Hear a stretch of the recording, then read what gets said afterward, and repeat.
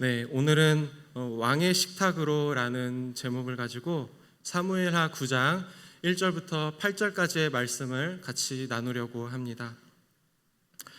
여러분 혹시 살면서 가장 큰 손해를 보신 적이 언제입니까? 모아둔 돈을 하루아침에 잃어버렸다든가 아니면 사고나 질병으로 건강을 잃어버리셨던 슬픈 경험이 있으셨을지도 모르겠습니다. 세월을 허비했다던가 사회적 평판을 잃어버린 경험을 할 수도 있습니다. 무엇보다도 사랑하는 사람을 잃는 상실의 경험도 우리 중에 있을 수 있습니다. 저도 그런 실패와 손해의 경험이 있습니다.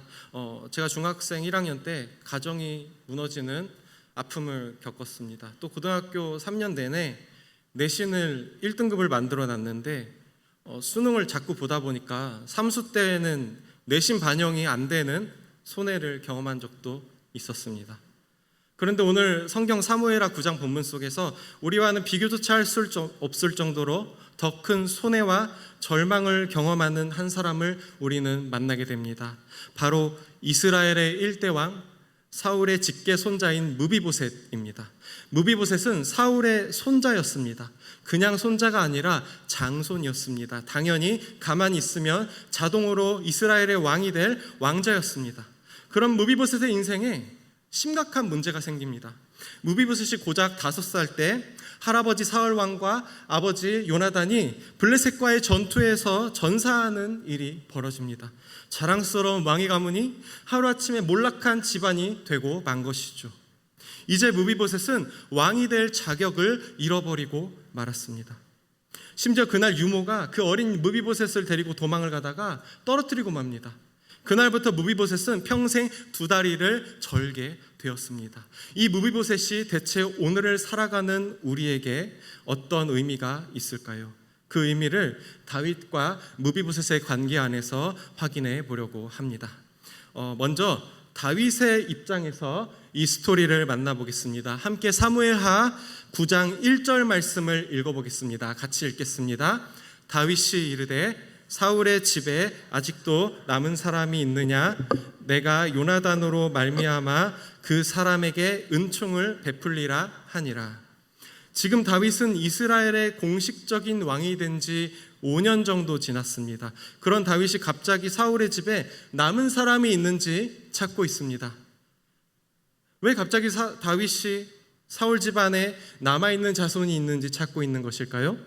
이전 왕조의 가문을 확실하게 처리하고 제거하려는 혹은 정치적 보복의 목적으로 이전 왕조 가문의 자손이 있는지 찾고 있는 것일까요? 그런 의도는 아닌 것 같습니다. 다윗이 사울 가문에 혹시 후손이 남아있는지 찾는 이유는 방금 이 9절 안에 드러납니다. 바로 누구 때문에 지금 찾고 있습니까? 요나단 때문에 지금 찾고 있습니다.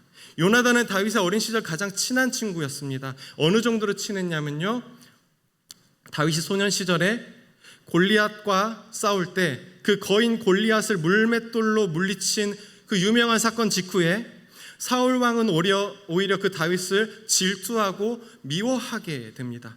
그날부터 사울 왕의 모든 관심은요, 다윗을 없애는 데에 있었습니다. 하지만 사울 왕의 아들인 요나단은 그렇지 않았습니다. 요나단은 자신의 사랑하는 친구 다윗을 매번 어려움에서 구해줍니다. 자꾸 요나단이 다윗을 구해주니까 한 번은 사울 왕이 자기 아들인 요나단에게까지 화를 내며 창을 던진 적도 있었습니다. 요나단은 그렇게 자신이 왕자로서 모든 것을 잃어버리게 될지라도 어떤 위협과 손해도 아까워하지 않고 오직 자신의 친구인 다윗을 지키려 했습니다. 말 그대로 요나단은 다윗을 자기 생명과 같이 사랑했습니다. 하지만 그 두 사람이 평생 같이 있을 수는 없었어요. 요나단이 더 이상 자신의 힘으로는 다윗을 지켜줄 수 없는 상황이 되자 다윗은 이제 다른 나라로 도망쳐야만 하는 상황이 되었습니다. 이 두 사람이 마지막 마주보는 그 때에 한 가지 약속을 맺습니다. 중대한 약속입니다. 바로 그 내용이 사무엘상 20장 15절에 나와 있습니다. 이어서 함께 읽어보겠습니다. 여호와께서 너 다윗의 대적들을 지면에서 다 끊어버리신 때에도 너는 내 인자함을 내 집에서 영원히 끊어버리지 말라 하고. 이거는 지금 요나단이 다윗에게 하고 있는 말입니다. 이 내용은요, 서로가 서로의 자손들을 반드시 지켜주자는 약속입니다. 여러분 아마 출애굽 사건을 많이 아실 겁니다. 애굽에서 400년간 살던 이스라엘 백성들이 극심한 노예살이의 고통 때문에 이제 하나님께서는 이스라엘 자손들을 애굽으로부터 구출해 내셔서 가나안 땅으로 인도하시기로 작정하셨죠. 그래서 애굽에 10가지 재앙을 하나님께서 내리셨습니다. 그 10가지 중에 마지막 10번째 재앙은 가장 강력하고 하나님의 진노가 심각한 재앙이었습니다. 그 10번째 재앙은요, 바로 애굽에 사는 모든 첫째 난 사람이든 짐승이든 다 죽이신 재앙이었습니다.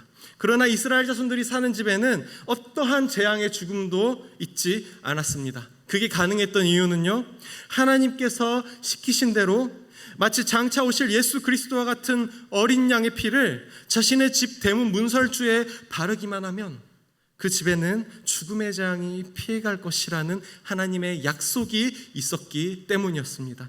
마찬가지로 다윗은 그의 일평생에 셀 수 없이 많은 전투와 전쟁을 했는데 절대로 칼을 겨눠서는 안 될 유일한 대상이 있었습니다. 그 대상은 바로 요나단의 자손이었습니다. 그만큼 요나단과의 약속은 단순한 약속이 아니라 하나님 앞에서 맹세한 중대한 언약이었습니다.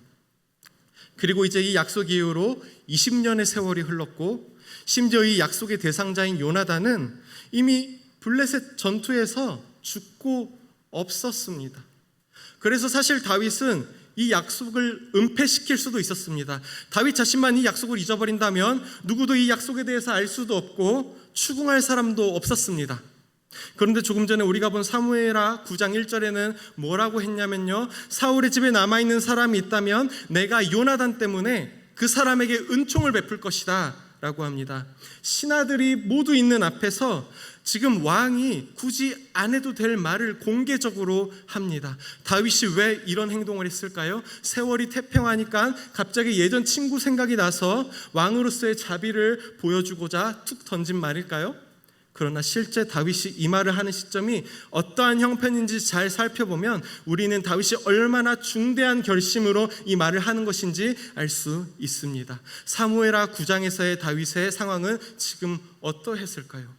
정확히는 그가 지금 이스라엘의 왕이 된 지 그렇게 오래되지 않은 시점이었습니다. 이전 왕이었던 사울이 블레셋과의 전투에서 죽고 말았을 때 이스라엘은 완전히 무너지기 시작했습니다. 왕자 요나단도 같이 죽었기 때문에 국가적으로 심각한 위기가 찾아왔죠. 이때 유다 지파 사람들이 급히 다윗을 왕으로 세웠습니다. 하지만 이전 사울 왕조를 지지하는 비율이 여전히 압도적으로 높아서 다윗이 이스라엘 전체의 왕이 되는 데는 그로부터 또 7년이라는 세월이 필요했습니다. 그러니까 다윗이요, 임시적으로 왕이 되기는 했는데 7년 동안이나 백성들에게 지지도 못 받고 백성들에게 욕만 먹었던 겁니다. 그러나 그러다가 드디어 온 이스라엘 지파들과 백성들이 인정하는 이스라엘의 정식 왕이 됩니다. 또 그 직후부터 다윗은요, 왕정 초반 5년 동안 계속 전쟁만 합니다. 아람, 모압, 암몬, 블레셋, 아말렉, 소바, 에돔, 그러니까 이 5년 사이에 7나라와의 전쟁을 연속적으로 치렀습니다. 엄청 바빴을 겁니다. 또 영적으로는 오래전에 잃어버렸던 하나님의 임재의 상징인 언약궤를 다시 예루살렘으로 가져오려고 했는데 도중에 하나님의 진노가 임하는 대형 사고가 나기도 했습니다. 아마 다윗은 이 모든 일들이 자신이 감당할 수 있는 일일까 끊임없는 의문을 스스로에게 던졌을지도 모르겠습니다. 청년 시절 그 혹독한 고난을 다 견디고 당한 다윗이 이제는 왕이 되면 안정적인 궤도에 이르게 될 줄 알았는데 오히려 더 힘든 일이 기다리고 있었습니다. 여러분 혹시 여러분이 그 어린 시절에 나는 빨리 좀 어른이 됐으면 좋겠다 했던 생각했던 적이 혹시 있으십니까? 네, 실제로 우리 주변의 고등학생이나 아니면 대입 수험생들에게 뭐가 가장 되고 싶냐고 물어본다면 뭐가 되고 싶다고 대답할까요? 당연히 대학생이 되고 싶다고 대답을 할 겁니다. 또 취업 준비생한테 그런 질문을 한다면 당연히 회사원이 되고 싶다고 얘기를 할 겁니다. 또 결혼 정년기에 있는 사람들에게 이 질문을 하면 당연히 결혼을 하고 싶다라고 얘기를 하겠죠. 그런데 막상 그토록 되고 싶던 것이 되어보면 그 소원이 해결은 된 건데 이전보다 더 힘이 듭니다. 그래서 우리가 이런 말을 곧잘 합니다. 학생 시절이 좋았다. 또 더 말도 안 되는 얘기까지 합니다. 공부할 때가 좋았다. 다윗이요, 왕이 되고 나서 너무 바빴습니다. 아니 도저히 자기 힘으로 감당하기 어려운 정도의 일들이 연속으로 겹치는 겁니다. 다윗을 반대하던 사울 지지 세력의 동의를 얻는 데 7년이라는 세월이 걸렸습니다. 또 정식으로 통일 이스라엘 왕국의 왕이 되고 나서도 예루살렘에 수도를 세우려고 했더니 그 예루살렘에 이미 가나안 민족들이 살고 있어서 그들과 또 전쟁을 해야 했습니다. 그 예루살렘에 들어가서 드디어 수도를 만들고 성을 세웠더니 집들이 하는 것도 아니고 이번에는 블레셋이 예루살렘까지 쳐들어 왔습니다. 여러분 정말로 그렇습니다. 고난이라는 게 어디 한 가지 순서대로 차례대로 옵니까? 하나 안 끝났는데 그 다음 거 겹쳐서 오는 게 우리 인생의 고난이죠. 다윗이 어쩌면 나 왕 괜히 했다 싶었을지도 모르겠습니다. 그런데 이제 다윗은 물을 수 없습니다. 못 물읍니다. 죽을 때까지 왕 해야 됩니다. 하지만 생각해보면 다윗이 스스로 왕이 되려고 된 게 아니었습니다. 하나님이 다윗을 왕으로 세우시려고 이미 그가 어릴 때 그에게 기름을 부으시고 연단의 과정을 겪게 하셨죠. 그래서 다윗은 하나님의 도우심으로 여기까지 왔다는 것을 알고 있었습니다. 다윗을 돕는 데 신실하신 하나님께서 이전에도 그러하셨듯이 이스라엘의 왕이 되고 나서도 수차례의 연속적인 전쟁에서 모두 승리하게 하신 거죠. 여기에 지도를 보시면요, 가운데 조그만한 노란색 부분이 바로 사울이 다스리던 이스라엘의 영토입니다. 좀 조그맣죠. 그리고 연두색 부분은요, 다윗이 확장시킨 이스라엘의 영토였습니다. 사울왕은 일평생 모든 시간을 들여도 그가 영토 확장을 해본 적이 없습니다. 그런데 다윗이 고작 5년 만에 이렇게 강대국을 만들었으니 얼마나 바빴겠습니까? 얼마나 분주하고 매일매일을 마음이 조인 채로 살았겠습니까? 그러나 하나님께서 다윗에게 함께 하시기 때문에 이전에는 침략만 당하던 이스라엘이 이제는 주변 나라를 장악하고 다스리는 강대국이 되었습니다. 다윗은 이 과정을 지나면서 깨달았죠. 무엇을 깨달았겠습니까? 이 수차례의 전쟁을 연속적으로 이기는 이 기적적인 승리는 다윗을 끝까지 지켜주시겠다는 하나님의 신실한 약속의 은혜 때문이었다는 사실입니다. 그래서 지난 5년 동안 지독한 전쟁을 마치자마자 다윗이 가장 먼저 지금 하는 일은요, 사울 집안에 내가 은총을 베풀려고 한다 라는 것이 바로 이런 이유 때문입니다. 하나님께 은혜를 입은 다윗이 자신도 그 은혜에 합당한 일을 하지 않고서는 견딜 수 없게 된 것이죠. 그래서 다윗은 과거 20년 전 요나단과의 약속을 끄집어내어서 본격적으로 이행하기로 합니다. 그래서 사울 집안에 남은 사람이 있는가 찾고 있습니다.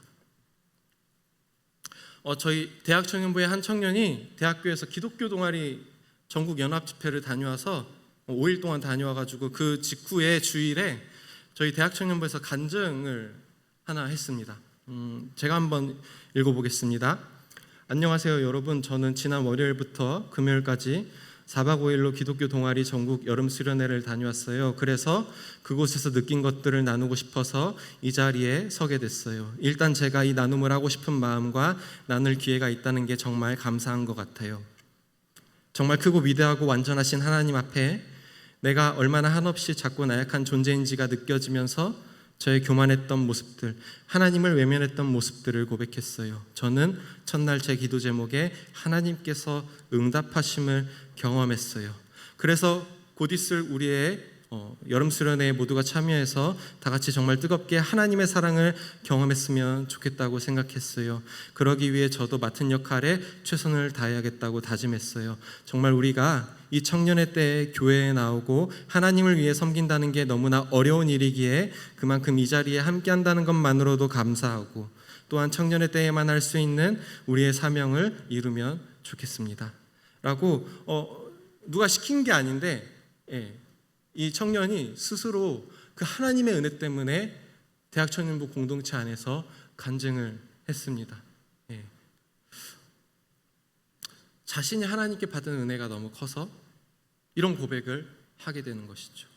또 제가 한 명 한 명 다 언급을 하지 못해서 좀 속이 상할 지경인데 이런 마음으로 대학 청년부에서 섬기는 청년들이 정말 많고 다들 그렇습니다. 왜 이런 간증을 할까요? 왜 이런 고백을 할까요?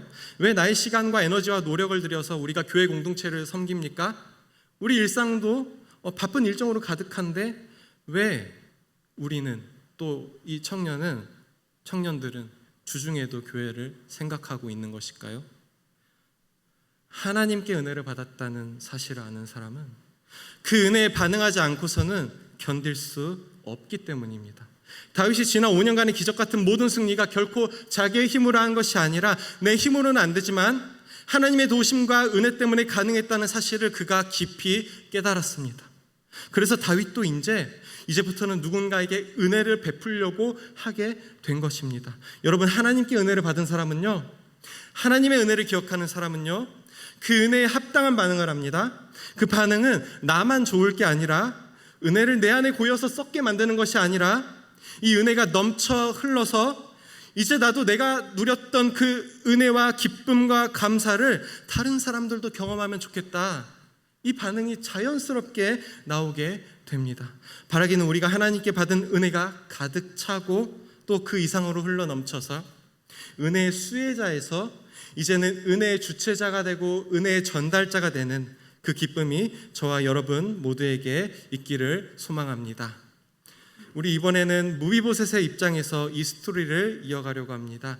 사무엘하 9장 2절부터 3절까지 말씀입니다. 같이 읽어보겠습니다. 사울의 집에는 종 한 사람이 있으니 그의 이름은 시바라. 그를 다윗의 앞으로 부르매 왕이 그에게 말하되 내가 시바냐 하니 이르되 당신의 종이니이다 하니라.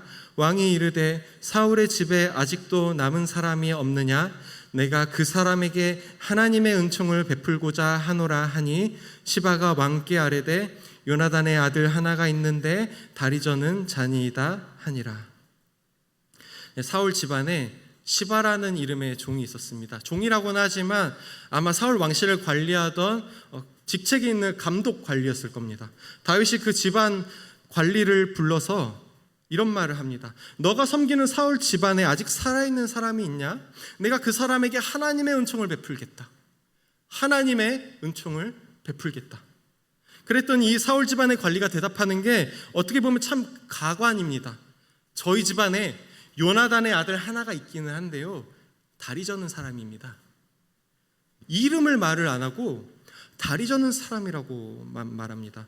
이름이 없어서 그렇게 부르는 게 아니라 이름이 있는데도 무비보셋이라고 부르지 않고 자기 집 주인 사울의 장손을 다리 저는 사람이라고 부르고 있습니다. 어떤 신학자들은 이를 가지고 다리 저는 사람이니까 왕에게 반역할 일은 없습니다라고 대신 변명해 주는 말이라고 해석하기도 합니다. 물론 그런 효과도 있겠죠. 그런데 그 다음 4절을 보니까 이 시바라는 이름의 종이 자신의 원래 주인인 무비보셋을 무시하는 의도가 더 크다는 것을 알 수 있습니다. 4절입니다. 같이 읽겠습니다. 왕이 그에게 말하되 그가 어디 있느냐 하니 시바가 왕께 아뢰되 로드발 암미엘의 아들 마길의 집에 있나이다 하니라. 원래 사울 집안 사람이 지내는 지역이 있었습니다. 베냐민 지파가 지내는 지역이 있었어요. 그건 바로 예루살렘 옆에 기브아라는 지역이 원래 사울이 가진 땅이고 사울이 사는 곳이었습니다. 그러니까 예루살렘이 만약에 강남구라고 치면 이 기브아는 서초구 정도 되겠습니다. 가깝고요, 좋은 곳이었습니다. 그런데 엉뚱하게도 이 집안의 하인인 시바는 이 기브아에 살고 있는데 정작 주인집 장손인 무비보셋은 멀리 떨어진 로드발이라는 곳에 살고 있던 겁니다. 심지어 마길이라는 사람의 집에 얹혀 살고 있었습니다.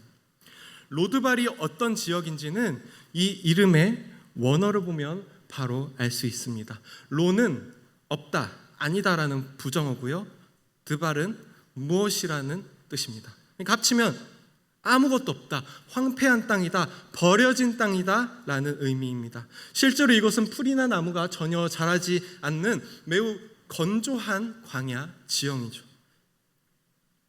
지금 사울의 손자 무비보셋은 다리를 저는 몸으로 이런 풀 한 폭이 안 나는 땅에서, 광야에서, 아무런 생명이 없는 곳에서 살고 있는 겁니다. 아무런 희망이 없이 살고 있는 겁니다. 그렇게 절망 속에 살아가는 무비보셋을 다윗이 오직 은혜로 예루살렘 왕궁에 불러들입니다. 우리 5절부터 6절까지 말씀도 함께 읽어보겠습니다. 다윗 왕이 사람을 보내어 로드발 암미엘의 아들 마길의 집에서 그를 데려오니 사울의 손자 요나단의 아들 무비보셋이 다윗에게 나와 그 앞에 엎드려 절하매 다윗이 이르되 무비보셋이여 하니 그가 이르기를 보소서 당신의 종이니이다. 다윗이 처음 무비보셋을 마주했습니다. 무비보셋도 처음 다윗을 만나게 되었습니다. 근데 다윗이 그 무비보셋에게 맨 처음 하는 말이 있습니다. 그것이 무엇입니까? 무비보셋이여, 이름을 부르고 있습니다. 아까 사울 집안의 관리 시바는 자신의 원래 주인의 이름을 안 부르고 뭐라고 불렀습니까? 다리 저는 사람이라고 불렀습니다. 자기 집안 하인도 이름을 안 불러주는 그런 사람인데, 이스라엘의 어느 누구도 그 왕실의 장손이었던 무비보셋의 이름을 불러주기나 했겠습니까? 그 이름을 기억하지도 않았을 겁니다. 그런데 다윗 왕이 지금 그에게 맨 먼저 건네는 말이 무비보셋이여, 이름을 부르고 있습니다. 심지어 그 다음 이어지는 다윗의 두 번째 말이 더 놀랍습니다. 우리 7절 말씀을 같이 읽어보겠습니다. 함께 읽겠습니다. 다윗이 그에게 이르되 무서워하지 말라. 내가 반드시 내 아버지 요나단으로 말미암아 내게 은총을 베풀리라. 내가 내 할아버지 사울의 모든 밭을 다 내게 도로 주겠고 또 너는 항상 내 상에서 떡을 먹을지니라 하니. 다윗이 뭐라고 말합니까? 무서워하지 말라고 말합니다. 무비보셋은 지금 다윗이 굳이 자신을 직접 이곳에 불러낸 이유가 혹시라도 다윗의 원수 집안이었던 그 사울 집안의 장손인 자신을 제거하려고 부른 건 아닐까, 분명히 걱정했을 겁니다. 실제로 다윗은 그런 의도가 아닌데, 무비보셋은 자신이 태어나기도 전에 아버지 요나단과 그의 친구 다윗 사이에 있었던 그 약속을 무비보셋이 알 방법이 없었겠죠. 하지만 다윗은 그런 무비보셋에게 뭐라고 얘기합니까? 무서워하지 말라라고 안심을 시켜줍니다. 또 계속해서 본격적으로 일방적으로 은혜를 베풉니다. 할아버지 사울의 모든 밭을 무비보셋에게 도로 돌려주겠고 심지어 이제부터는 로드발에 돌아가지 말고 왕의 식탁에서 같이 먹게 될 거라고 합니다. 하루 이틀 잔치를 열어서 먹는 정도가 아니라 항상 같이 먹을 거라고 합니다. 왕의 식탁에서 매일 같이 밥을 먹는 사람은 누가 그렇게 합니까? 왕의 자녀가 그렇게 하겠죠. 그러니까 무비보셋은 로드발이라는 그 황폐한 땅에서 이름 없이 버려져 살다가 어느 날 갑자기 왕실의 왕자가 된 겁니다. 이건 정말 말도 안 되는 일이죠. 황폐한 로드발에 심지어 남의 집에서 이름 없이 얹혀 살던 무비보셋이 꿈으로라도 이런 일을 그려봤겠습니까? 상상도 할 수 없는 일인 것입니다. 무비보셋이 다윗에게 그가 직접 자신의 의지로 찾아가가지고 저희 할아버지 사울의 또 저희 아버지 요나단의 땅을 돌려주십시오라고 말한 게 아닙니다. 오히려 다윗에게 무비보셋 그가 아직 살아남아 있다는 것을 다윗이 알게 된다면 새로운 왕권의 안정화를 위해서 그가 죽임을 당할 수도 있었던 그런 무비보셋입니다. 그런 무비보셋에게 지금 다윗이 일방적으로 바랄 수도 없었던 은혜를 퍼주고 있습니다.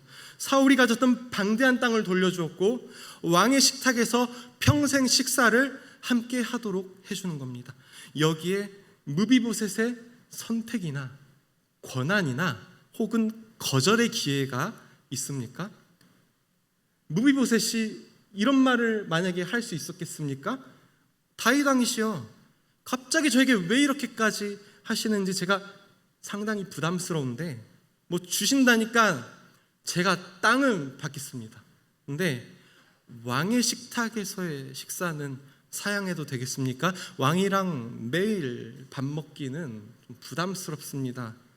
이런 거절을 무비보셋이 할 권한이 없습니다. 왕이 주면요, 무비보셋은 다 받아야 합니다.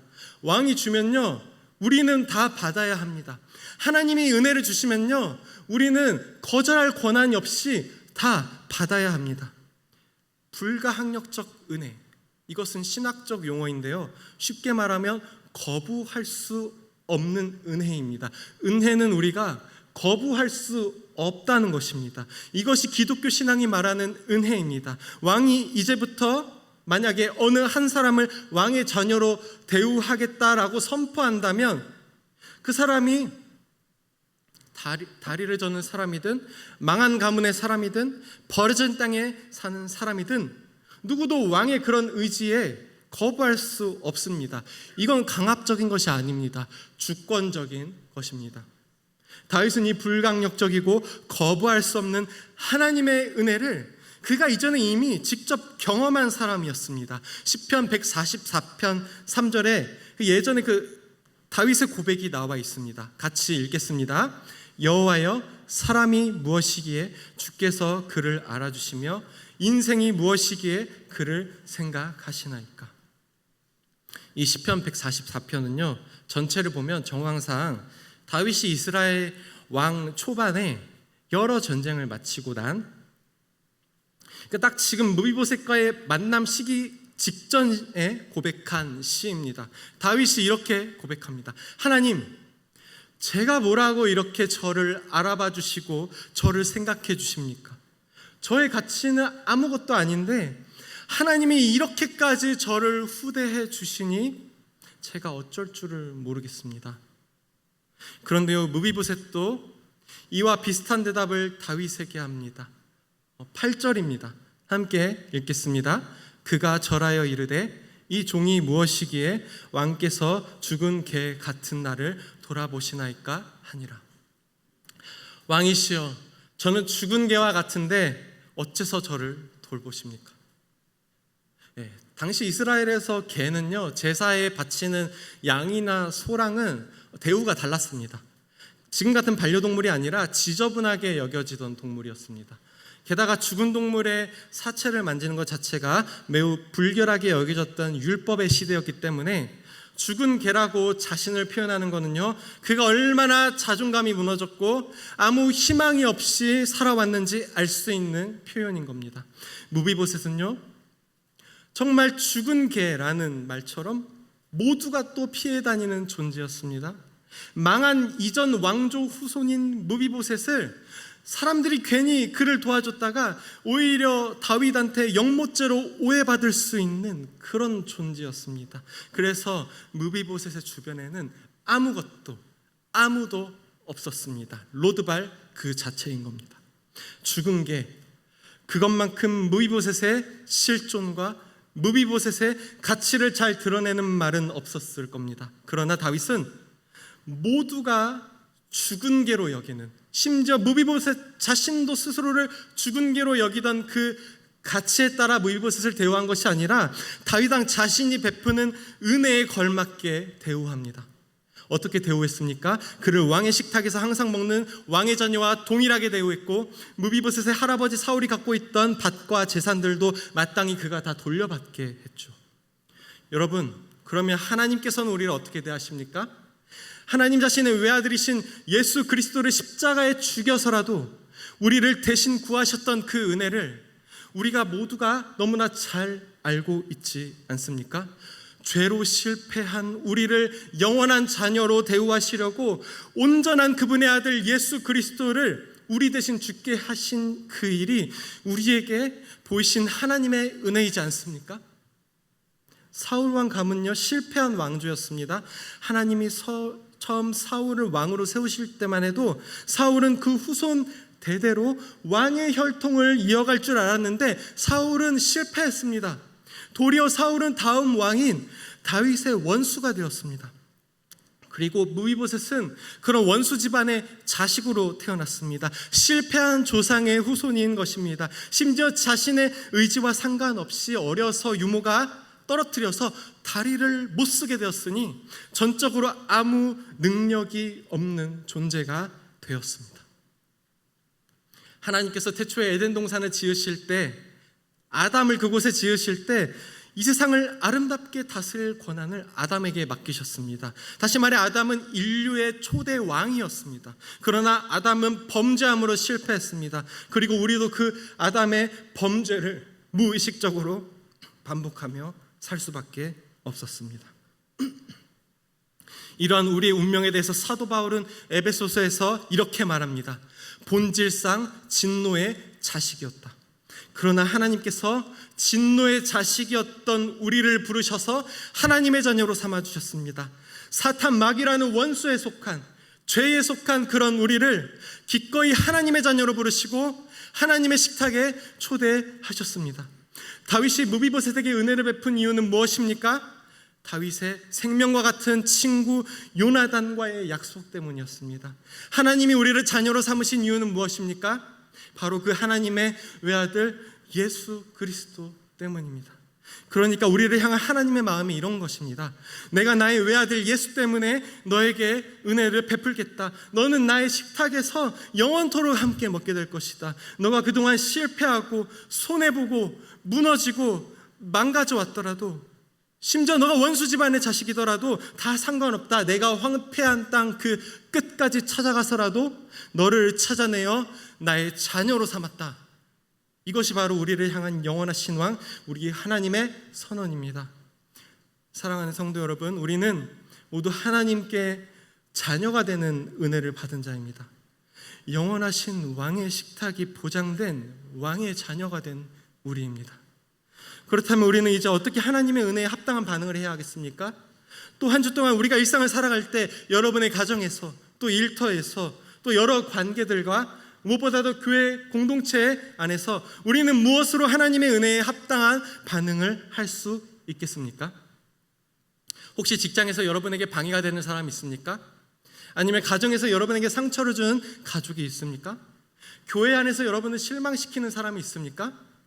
그런 그들이야말로 우리가 은혜를 베풀 대상입니다. 은혜는요, 받을 때 멈추는 게 아니라 흘려보낼 때 완성됩니다. 그 은혜를 베풀기 위해서 우리가 먼저 하나님의 은혜를 기억했으면 좋겠습니다. 죽은 개와 같이 버려지고 황폐하고 소망 없고 무능력한 우리를 하나님이 그 황폐한 땅 끝까지 찾아가서 우리를 자녀 삼으셨습니다. 그리고 우리의 이름을 부르시며 말씀하십니다. 두려워하지 말라. 이제부터 내가 너를 후대할 것이다. 우리 그 하나님께 소망을 두고 의지할 수 있으면 좋겠습니다. 그럴 때에 저와 여러분 모두에게 감당할 수 없는 은혜로 채워주시고 그 하나님의 은혜와 회복이 저와 여러분 모두에게 가득하시길 주님의 이름으로 소원합니다.